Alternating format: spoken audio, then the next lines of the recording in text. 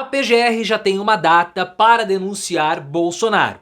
2025, que é logo ali, também vai começar agora o recesso do judiciário. E se nem o Bolsonaro abalou as férias, porque ele está em férias quando foi informado do indiciamento, vocês acham que o judiciário vai abandonar as férias para indiciar Bolsonaro, para denunciar e prender Bolsonaro? Claro que não, e nem precisa ter essa pressa, porque tem muito tempo até 2026. O problema é que a gente vai ficar ouvindo o Bolsonaro esperneando, gemendo, chorando, batendo dentadura, que é aquilo que ele mais faz.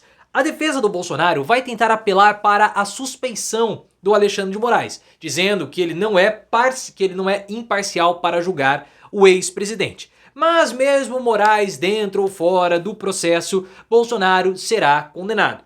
A grande dúvida que recai é sobre o placar. Bolsonaro vai ser condenado por unanimidade ou ele terá 2 votos a favor? Cássio Nunes Marques e André Mendonça. Vai ser um constrangimento. Como que os ministros que foram escolhidos por Bolsonaro irão votar? Essa é uma dúvida que eu tenho e eu quero que você coloque nos comentários o que você acha ou como você acha que André Mendonça e Cássio Nunes Marques vão votar, a favor ou contra Bolsonaro. E a PGR deixando só para 2025 a denúncia contra Bolsonaro, é um bom ou é um mau sinal? E com relação à suspeição de Alexandre de Moraes, quero saber a sua opinião. Deixa o like no vídeo se você gostou de ver o Bolsonaro indiciado e se inscreva no canal. As informações que nós estamos obtendo sobre a denúncia de Bolsonaro é que ela ficará para 2025 mesmo. Essa especulação já estava correndo desde o final da campanha municipal.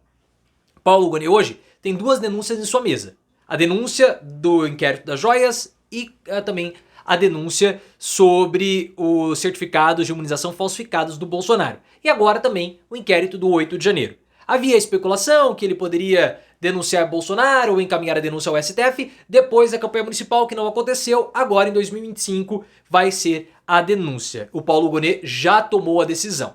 E como eu falei no início do vídeo, né? Nós estamos nas vésperas do recesso do judiciário. Não faz sentido apresentar a denúncia agora. O Paulo Gonet, segundo as informações, né, ele vai analisar com muito cuidado e com muita cautela, nos detalhes, o relatório da Polícia Federal, para saber em quais pontos Bolsonaro poderá ser denunciado, quais pontos a Polícia Federal de fato conseguiu provar. Porque uma coisa é o relatório da Polícia Federal, esse relatório é encaminhado para a Procuradoria faz um pente fino, vê o que não dá para denunciar e apresenta a PGR, ou apresenta ao STF. A PGR pode arquivar? Pode. O Augusto Aras arquivou alguns inquéritos contra o Bolsonaro, na verdade arquivou todos, né? Então tem que ter essa cautela com o Bolsonaro, porque é um caso de ampla repercussão. O ex-presidente, claro, tá chorando. O que ele tá falando? Ele tá falando que não planejou morte de ninguém, não quis matar ninguém, e de fato, eu não vejo o Bolsonaro sentando e discutindo como matar o Lula, o Alexandre de Moraes, o Alckmin, ou quem quer que seja. Eu não vejo esse perfil do Bolsonaro.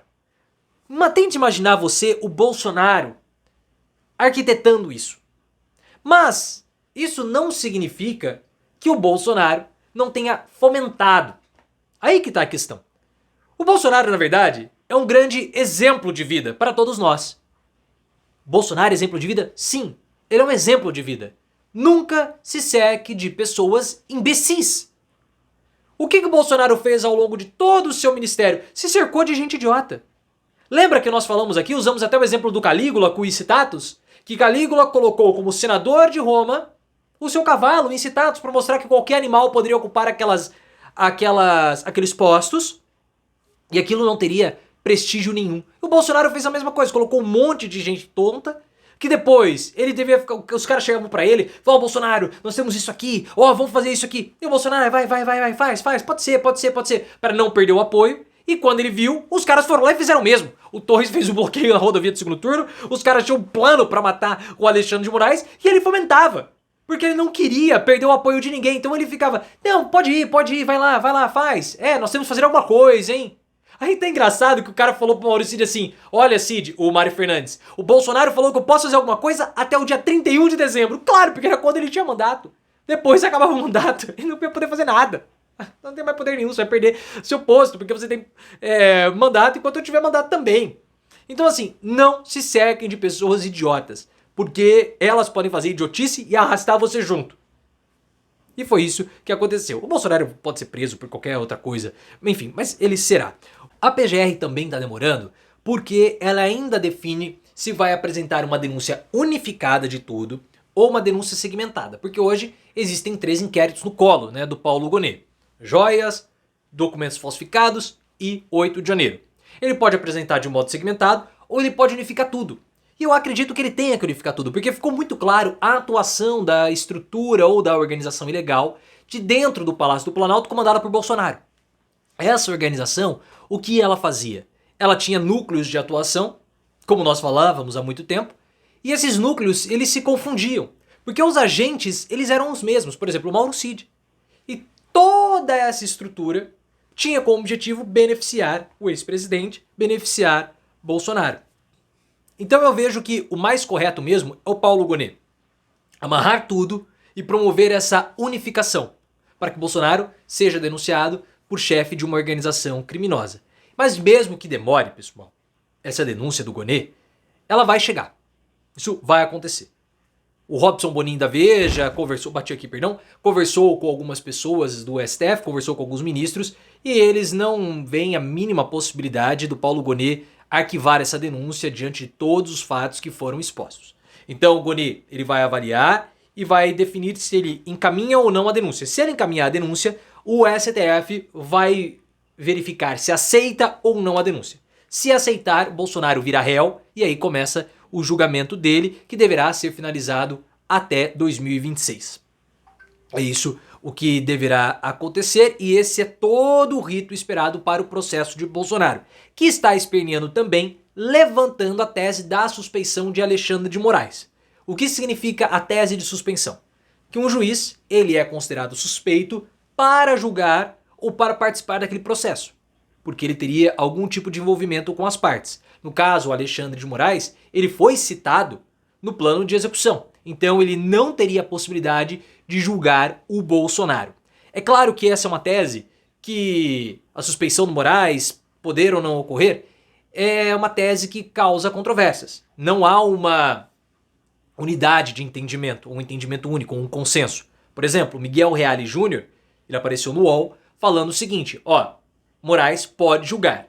O Walter Mairovich, também do UOL, falou o seguinte, Moraes não pode julgar, vai abrir brecha para suspeição e nulidade. Então existe essa grande discussão que vai ficar mais fortalecida com o passar do tempo e com a proximidade do processo. Os bolsonaristas têm a esperança por conta de uma ação que foi movida pela família daquele patriotário que perdeu a vida na Papuda, falando que o Moraes fez tortura, maus tratos, coisas do tipo. A ação movida pela família foi derrotada por unanimidade no STF, mas 10 votos foram computados. O próprio STF não permitiu que o Alexandre de Moraes votasse por ser parte interessada na ação. Isso pode se repetir. O que nós temos que ver agora, que vai ser muito interessante, é o placar.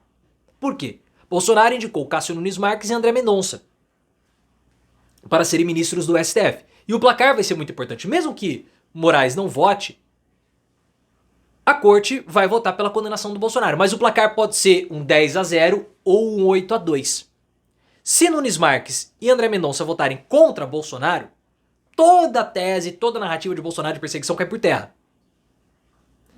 O problema é que nós vimos muito do que aconteceu com o Bolsonaro, dos atos antidemocráticos, do 8 de janeiro, toda a estrutura de atacar o próprio STF. Se os dois bolsonaristas votarem a favor de Bolsonaro e contra o tribunal, vai ficar um constrangimento muito grande. Será que eles votariam a favor de Bolsonaro?